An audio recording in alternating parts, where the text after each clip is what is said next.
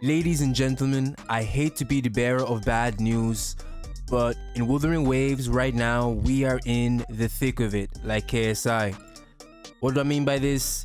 Well, in the 2.1 update that recently came out, many people are not happy with the new endgame mode, which is Whimpering Waves. So we'll be taking a look at what the community has to say, and see why are they actually angry. Let's get it.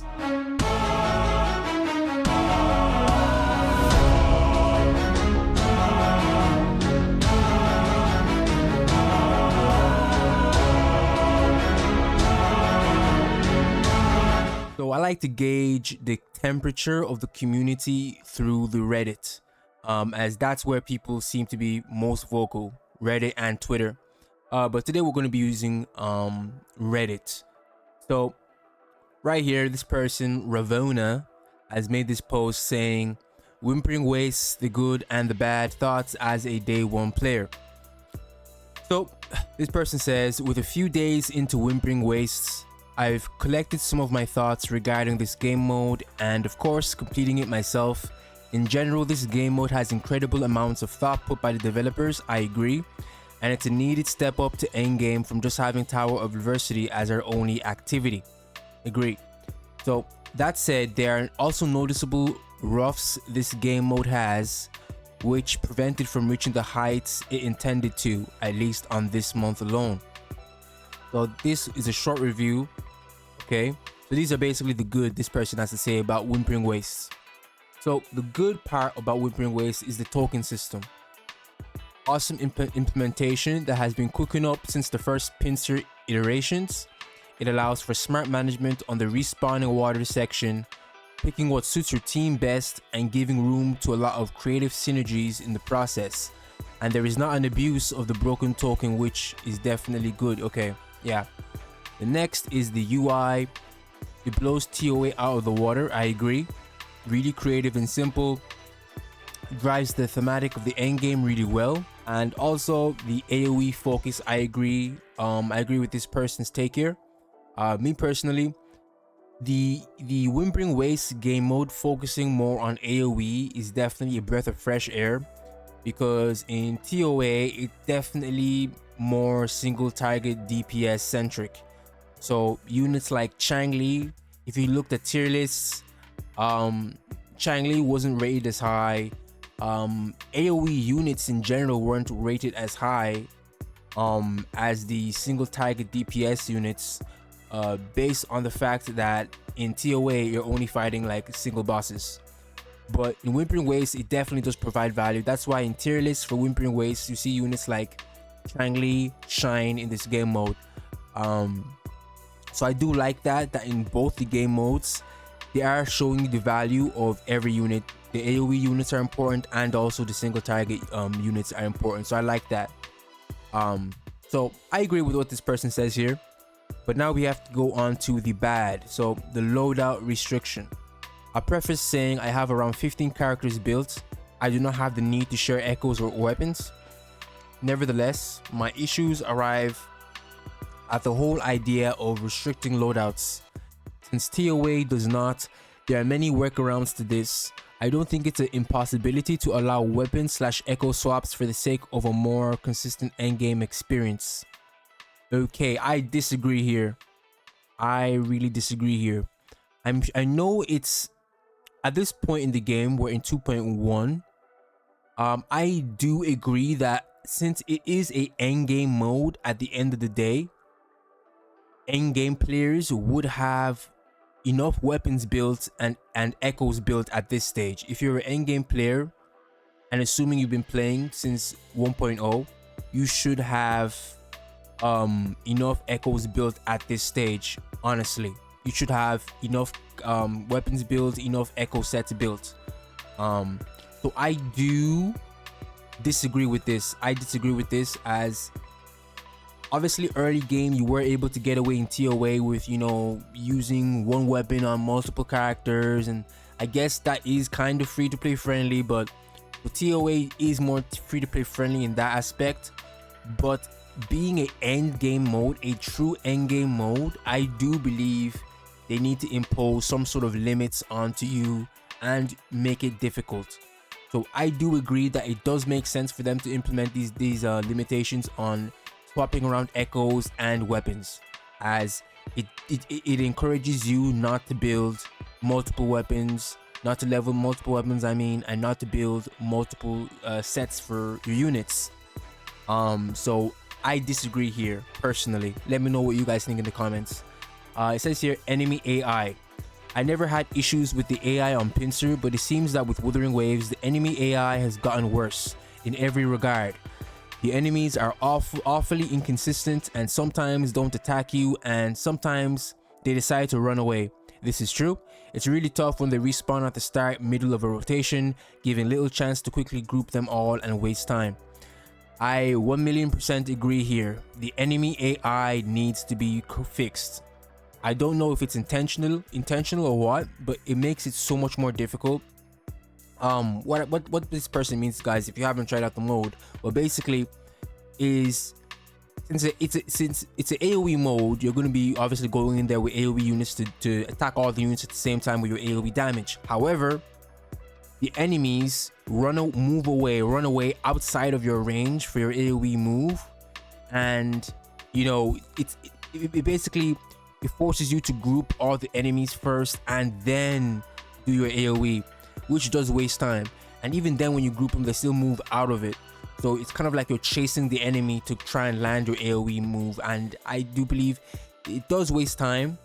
And it does make you, lose out on points because you're not able to clear fast enough. It's really annoying, and this is one of the biggest issues with the mode is the AI. The AI running away, like it's not engaging. The AI needs to engage with you and be more proactive, be more aggressive rather than running away and make things difficult. And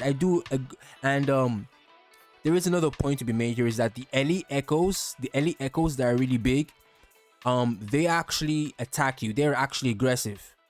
So, they're actually aggressive, and I believe that they should make the smaller echoes, like the one cost echoes, they should make them more aggressive, to actually deal damage to you, because that's another thing people have an issue with. Just to add my bit of 2 cents, is the fact that the enemies don't really do much damage outside of the big elite echoes, and in the last few stages, the Whimpering Waste game mode doesn't pose too much of a threat. Like you're fighting the timer more than you are actually fighting the enemies, as the enemies aren't going to kill you, especially if you're running a healer. Boom, Shorekeeper, ult with Shorekeeper, you're going to get your heals. So survivability is not an issue in this mode. It's just having the enemies be actually proactive and attack you is the real issue. Let's continue here.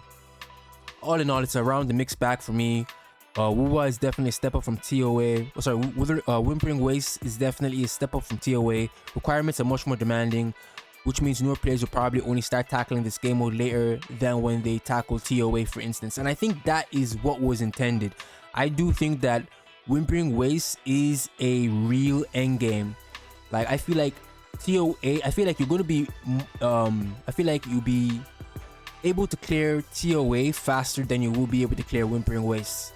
I think that's what they were going for, especially with the whole limitations on echo swapping and weapon swapping. So this is a true endgame for players who have been specifically playing since day one, and I think that is what they were going for with this mode. So it makes sense that newer players are struggling with this mode because they don't have enough characters built, enough echo sets built, and enough weapons built. But it does encourage you to do that and build up these aspects of your account. So I feel like this was intended for players who've been playing longer, from the 1.0 players. That's what I think was really intended. They say one thing I do like is the endgame will probably be constantly updated and is in more noticeable ways, not simple buffs and rotations like in TOA. I have high hopes. Okay, yeah.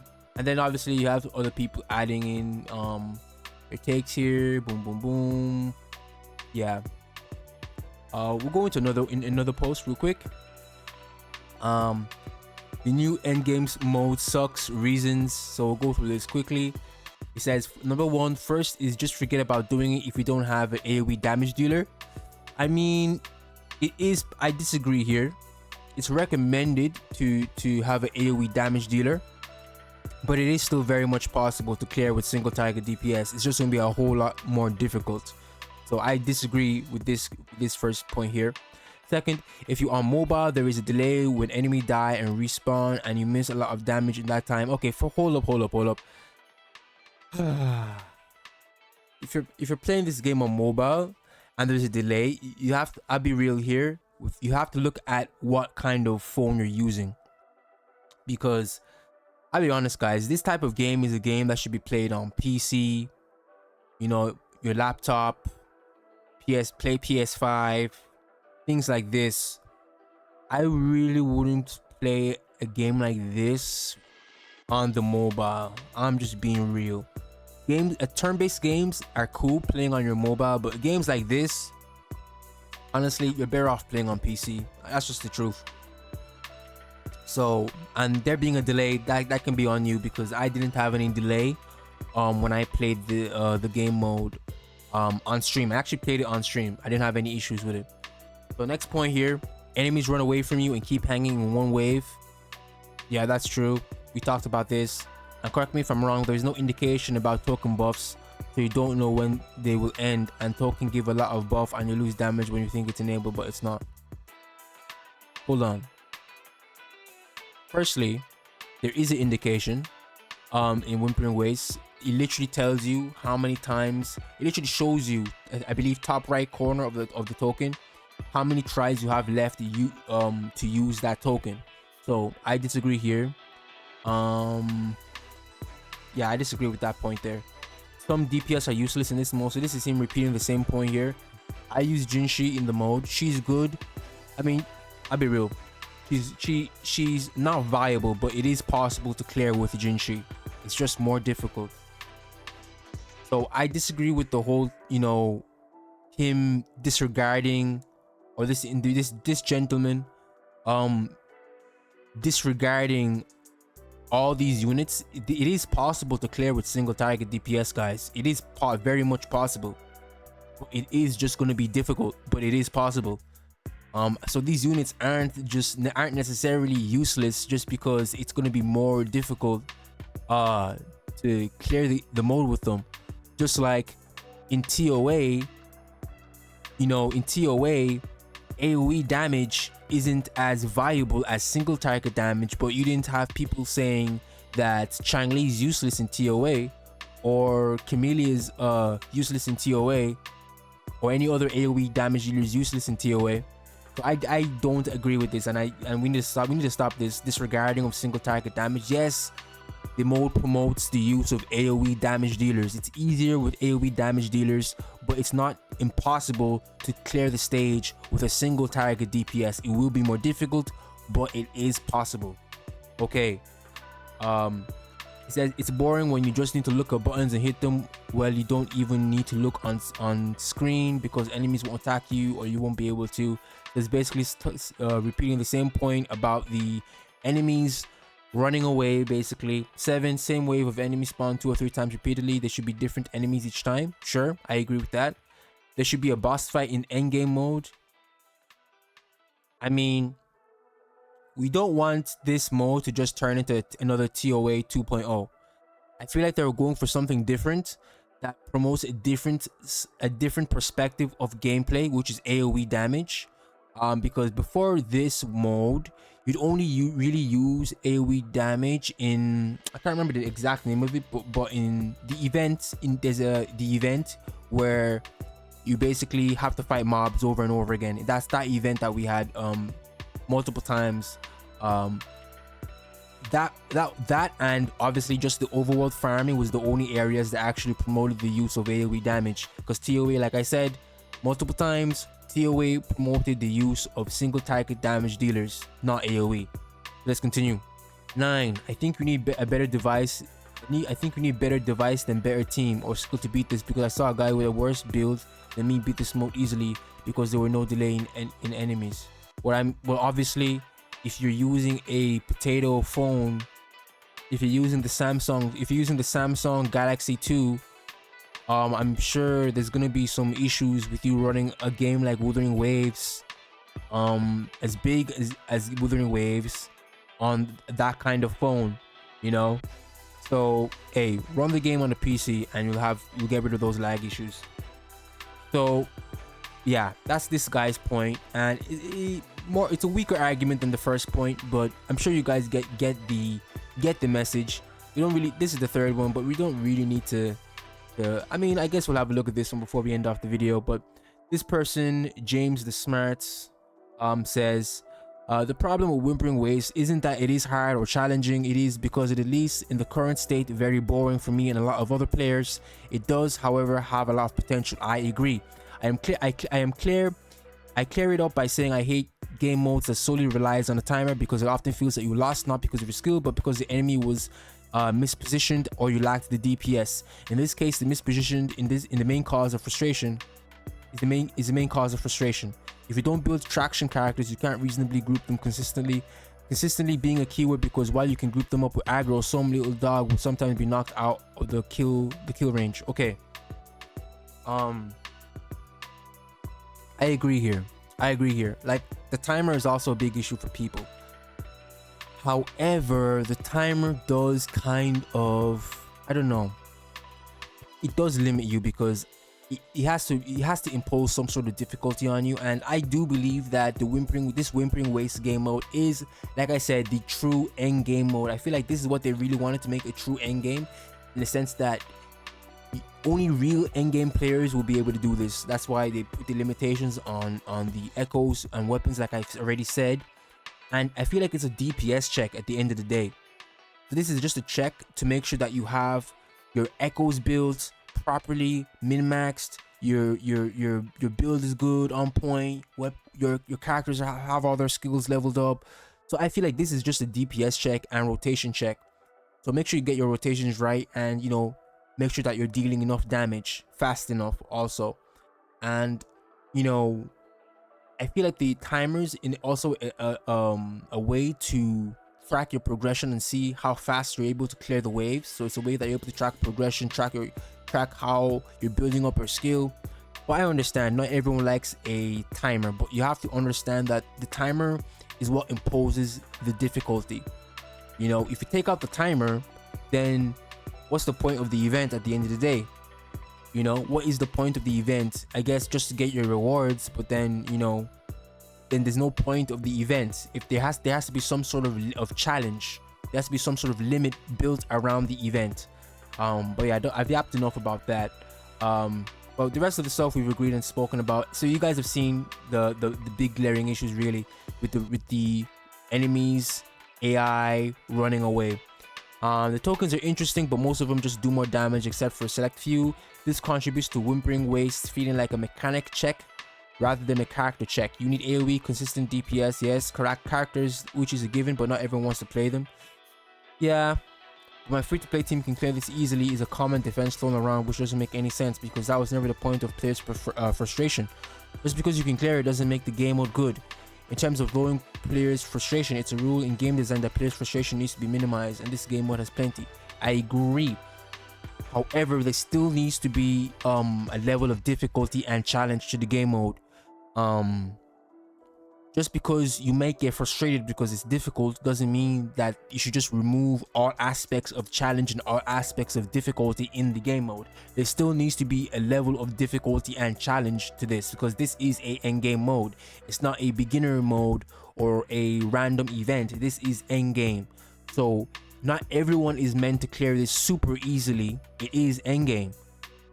So you know, maybe people who this is just me giving my 2 cents and opinion, but maybe some of the people, only some of the people who aren't able to clear this aren't actually endgame players. Maybe they recently started playing, maybe about a month or two, and they're already trying to, you know, clear this endgame mode when they don't have enough characters built up and leveled. They don't have their skills up. They don't have enough echo sets. You know, they don't have good rolls.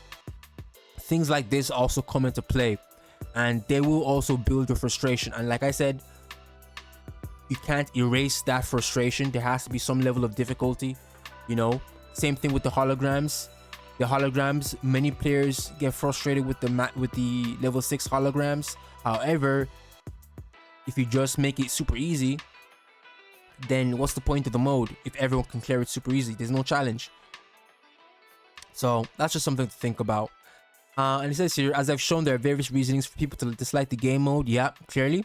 The solution, I would personally suggest adding more tokens to prevent overkill, or have a mechanic with consistent DPS like plunder, maybe a token that stores a percentage of your maximum damage and release them periodically or a certain condition is met, or maybe a token that adds an ability similar to Rochia but with a longer cooldown that automatically groups up enemies. Okay, so with what that guy said, I would disagree, as the tokens we have now are okay. I don't want them, and I agree with one of the other guys' post that we went through this video, is there shouldn't be any OP tokens that just break the game, because then it's not even a check, it's not even a true endgame, because it's literally elusive realm at that point if you just rely on a token to carry your clear on for the mode. You should be more reliant on your actual team and their team's build. Then it should be reliant on the token. The token should be a small buff that, you know, makes you slightly stronger and allows you to play differently and stuff like that. But I don't think the token should inherently buff you to the point where you're just one-shotting everything like you do in Elusive Realm. You know, this is endgame.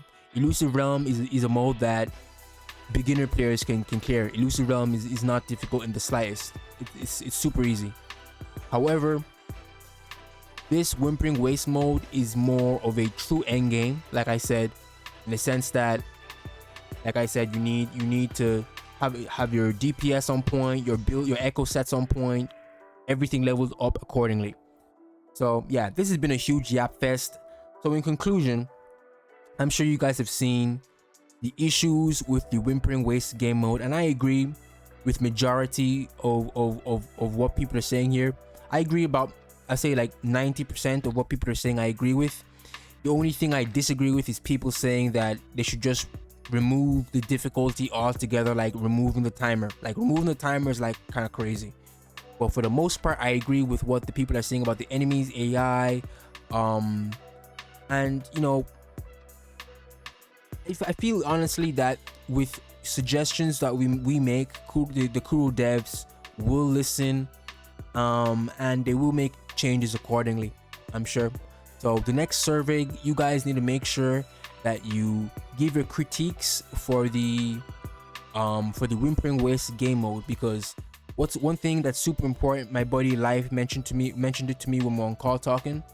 It was like, if you're going to criticize the game, you need to make sure that you give constructive criticism. Make sure you give a way for them to improve. Don't just hate or say this sucks or this is bad without giving a way or pathway to success. There has to be a way for them to improve. So that's all I have to say for this video, guys. If you enjoyed, make sure to leave a like and subscribe for more Wuthering Waves